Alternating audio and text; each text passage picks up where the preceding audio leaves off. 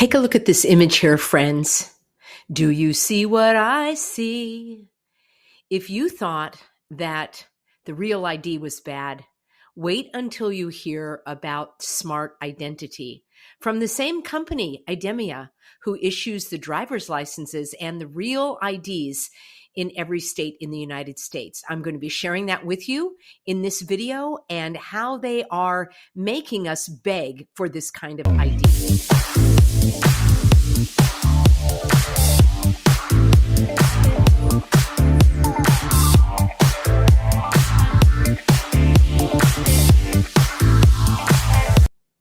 Friends, before we go any further, I want to back up a little bit and talk about the way that we have been programmed to accept this. Have you noticed that everywhere you look, the media is blasting headlines about data breaches? So I have titled this Massive Data Breaches. Are they just a decoy?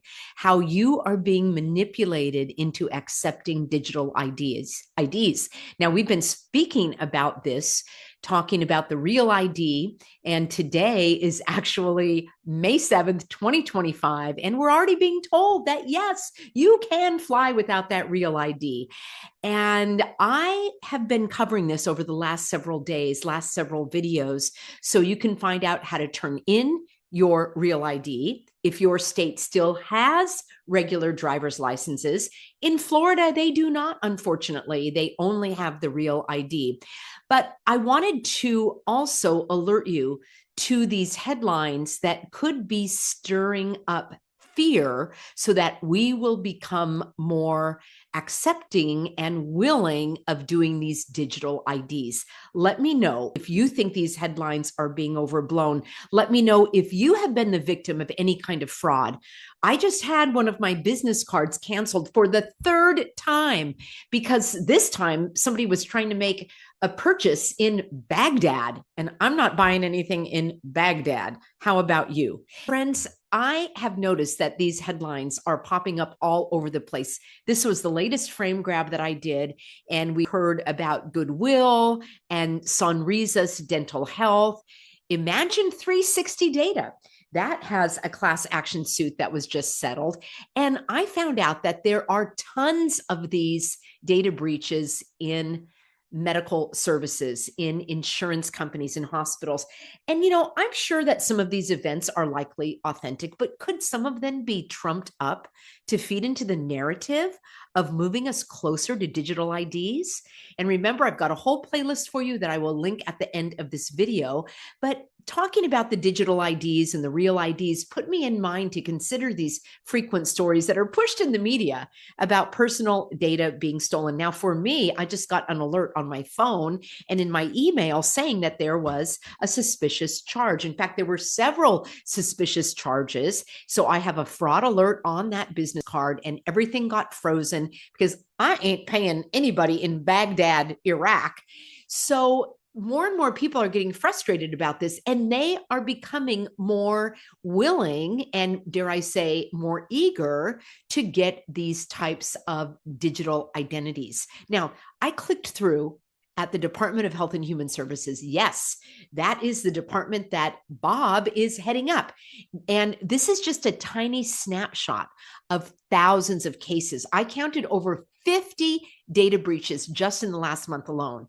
And that included over 5 million individuals affected. So these are just a few that I grabbed right off the top. Arizona Arthritis and Rheumatology Associates in Arizona, Sonrisa's, I just showed you that, dental health in California, Family Christian Health Center in Illinois, Maximus in Virginia, Carlton County Public Health and Human Services in Minnesota, Prestonwood Baptist Church. It goes on and on and on and on. And I saw one that had over 4,700,000, I think it was, individuals that were affected. Now, this can really make you worried that others are getting your information, but it seems so strange to me in this day and age of AI and all the computer security. How can these data breaches be so frequent and so expansive, so far reaching. Here on the California Blue Shield website, this just came out April 9th of this year. Blue Shield of California has begun notifying certain members of a potential data breach that may have included elements of their protected health information. Now, I know that's going to cause people some concern, but what are they going to be doing with that? And who took it? And we don't even get this information, the details. All it says is Blue Shield is unable to confirm whether any particular member's specific information was affected, but out of an abundance of caution, remember that phrase back in the hogwashing, they are sending a notice to all members, and then they want you to go and purchase some kind of, LifeLock security shield so that your information can't be stolen. You're telling me that Blue Shield of California does not have a robust security system in place for its data? Here's another one.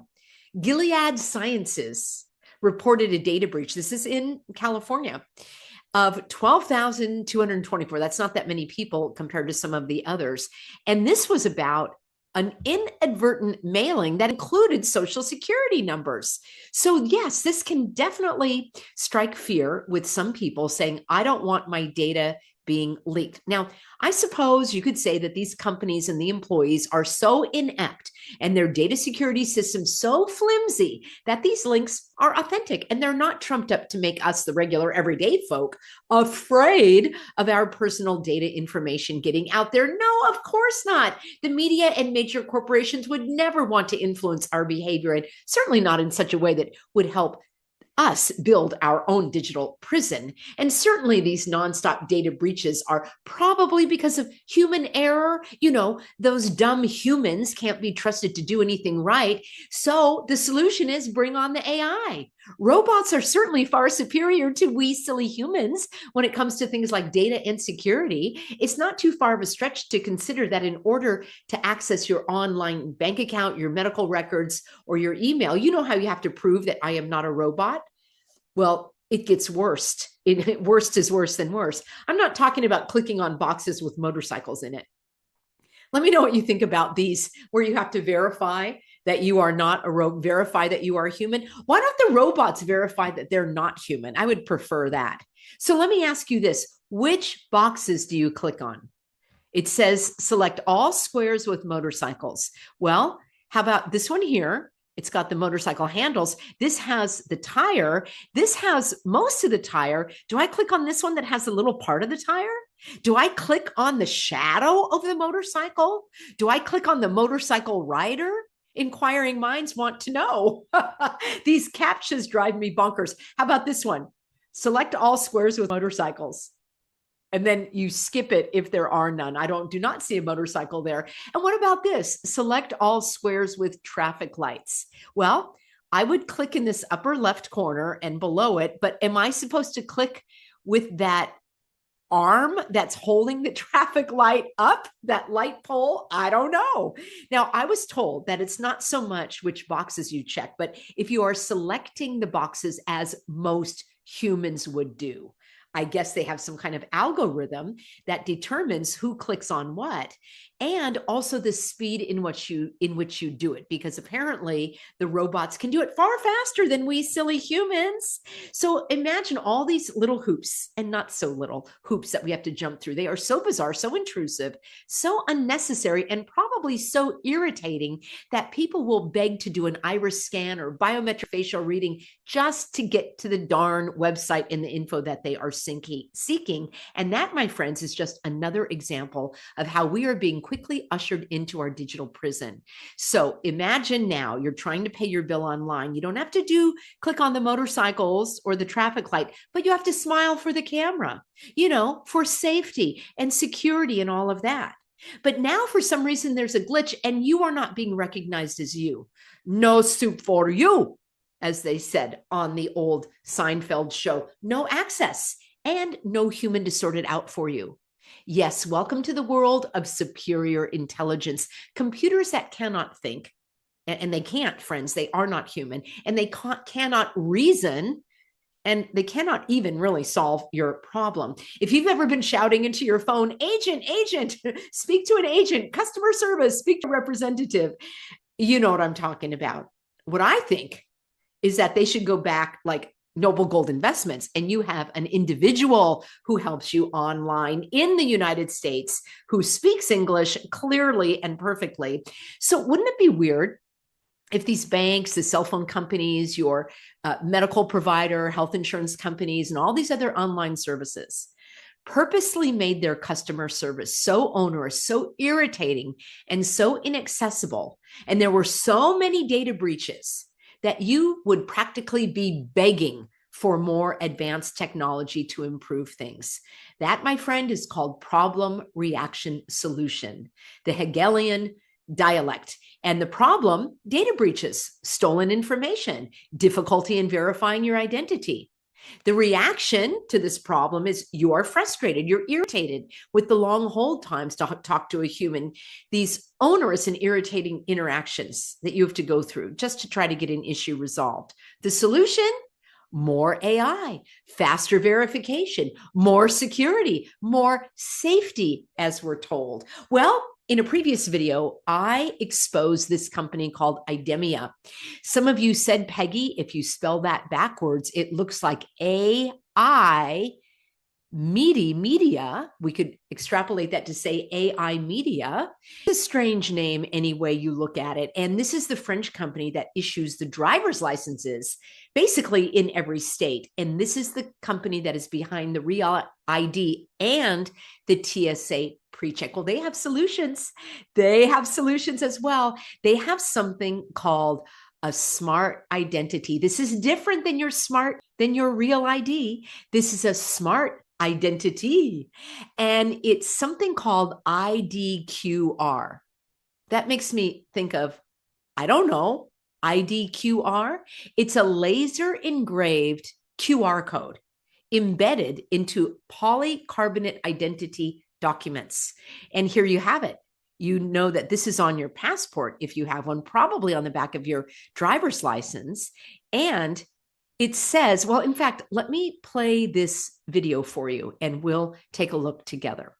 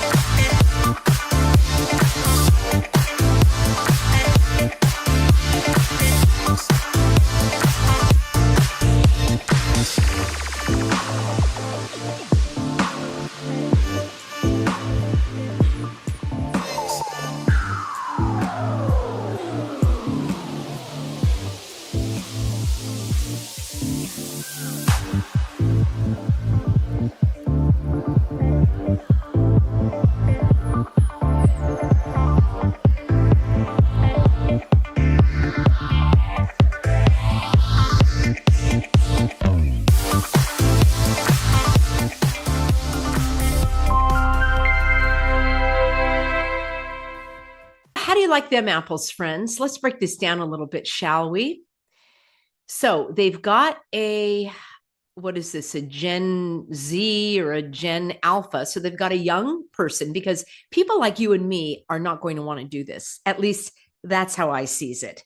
What say you? So they've got a young person, and there's their QR code and their image and all of their biometrics, most likely their residential address, perhaps even their medical status, and who knows what else, if they are up to date on their taxes and other things. And they've got this QR code. What I think it's so interesting is she's so nonchalant about it, not concerned. And see how you can't smile? You have to have your face look like that. That's what happened when I went to go get my passport. And see, there are all of those little whatever biometric readers. And notice how you have to take a selfie. So this is what we have been indoctrinated into all of this time, the front facing cameras, becoming comfortable with taking a picture of yourself. And we are told that it is fraud proof. Somehow no one can take our identity. And I mean, is that, I know, I'm sure it happens, but I'm not willing to give up my freedom just because I'm concerned someone's going to take my identity. Now, I want you to really look at this picture.